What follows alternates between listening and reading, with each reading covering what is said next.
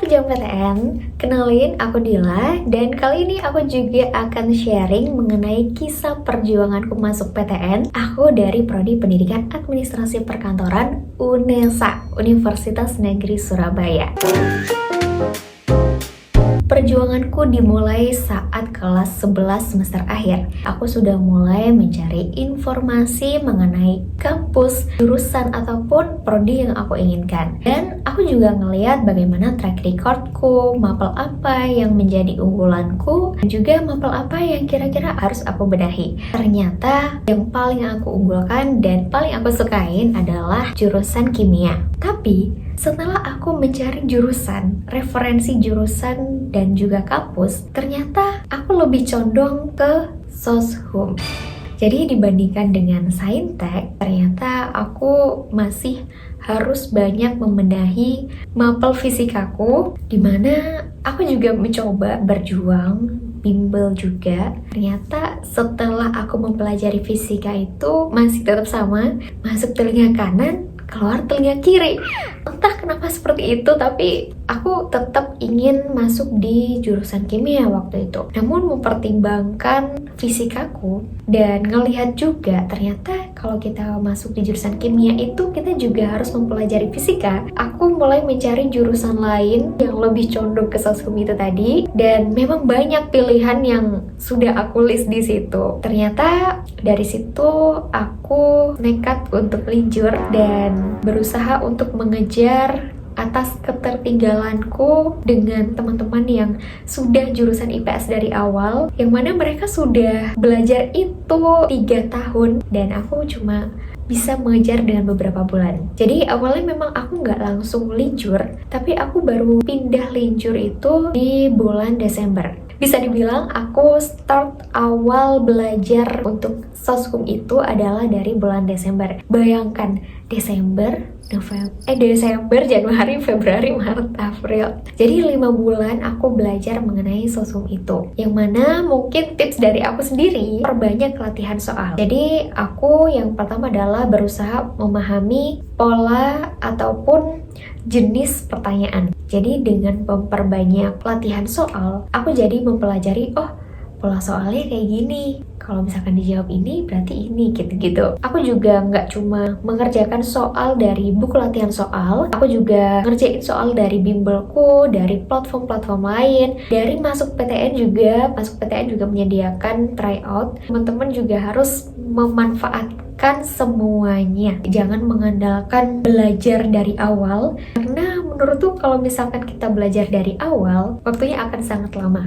Memang aku juga mencoba untuk belajar dari awal, namun yang aku perbanyak adalah tentang latihan soalku. Kalau misalkan di bimbelku itu kan ada beberapa yang bisa kita lihat kuncinya, jawabannya setelah kita mengerjakan soal. Di situ aku juga belajar dari situ. Kita tahu nih yang mana yang salah, mana yang harus diperbaiki, dan di situ aku ngelihat jawaban yang benar tuh gimana gitu. Jadi kita bisa belajar dari situ. Aku jadi tahu ternyata aku bisa unggul di mapel ini nih. Aku juga kurang unggul di mapel ini, misalkan mapel ekonomi gitu ya. Kita tingkatin lagi tuh, yang bisa aku unggulkan dan bisa aku pertahankan, itu akan terus aku pelajari dan coba aku tingkatin, pertahankan lagi nilainya, jangan sampai jeblok, anjlok gitu. Mapel yang kurang, tambahkan waktu untuk belajar untuk mapel tersebut. Memang kita nggak bisa fokus di satu mapel aja, kita juga harus mempertimbangkan mapel-mapel lainnya. Jadi buat teman-teman yang linjur, semangat deh,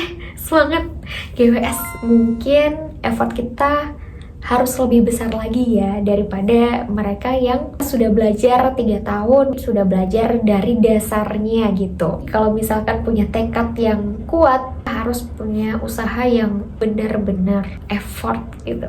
Jangan sia-siakan kesempatan kalian.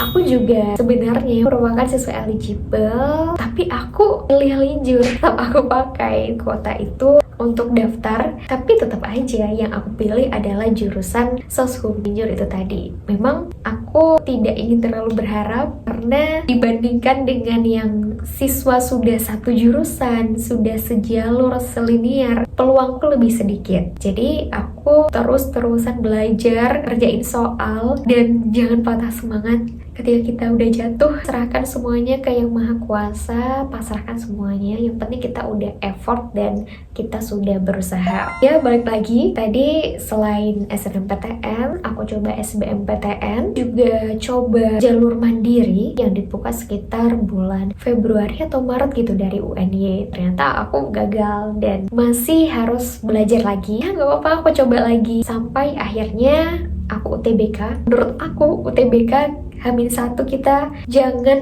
belajar yang sangat amat effort banget gitu ya, karena H-1 UTBK kita fokuskan pada otak kita yang relax, karena jangan sampai ketika kita mengerjakan kita blank, kita lupa. Jangan sampai seperti itu. Teman-teman juga harus mempersiapkan, mungkin dari sekarang nggak apa-apa, mempersiapkan bajunya. Kalau nggak salah tuh yang paling aman adalah kemeja berkerah dan juga celana kain, dan usahakan agak tebal karena memang di ruang UTBK itu dingin banget teman-teman. Jadi selain dingin, ngantuk kan sepi ya, pusing juga sih soalnya kerjain itu. Buat kalian juga benar-benar dipertimbangkan jalur masuk lainnya, karena aku juga mencoba jalur UMPTKIN pada saat itu, yakni jalur tes perguruan tinggi negeri tapi yang keagamaan kayak UIN gitu teman-teman. Ternyata setelah hasil UTBK muncul, hasil UMPTKIN muncul, alhamdulillahnya aku diterima di keduanya.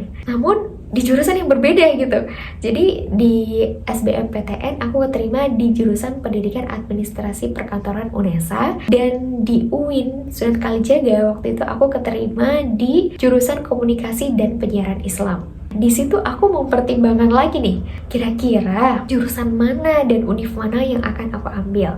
Dan aku merefleksikan diriku sendiri, misalkan aku masuk ke komunikasi dan penyiaran Islam, ternyata aku akan kesusahan di bahasa Arab, di hadis dan sebagainya gitu. Di situ aku juga cari tahu matkul apa yang kira-kira akan muncul. Jadi aku lebih memprioritaskan pendidikan administrasi perkantoran sebagai pilihanku, karena aku ngerasa bahwasanya aku mampu dan aku bisa menuntaskannya sampai selesai. Jangan sampai ketika kalian bisa masuk, kalian gak bisa keluar. Kalian harus pertimbangkan juga bagaimana nanti ketika kita berkuliah, matkul apa yang akan kita pelajari. Setelah itu, kira-kira kita bisa gak ya? Kita sanggup gak ya? Dan kita bisa gak untuk menuntaskan semuanya?